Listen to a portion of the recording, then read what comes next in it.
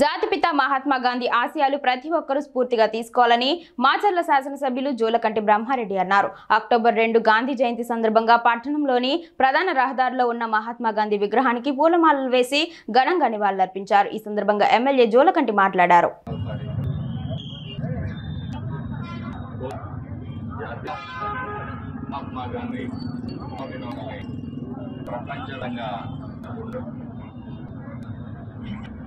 మరి London Paris ఆ రోజు సమరయ వచ్చేయన ప్రపంచంలో ఎక్కడ అహింసతోటి స్వాతంత్రాన్ని సంబంధించిన ఆటలాలు ఎక్కడ అహింసాయుధంగా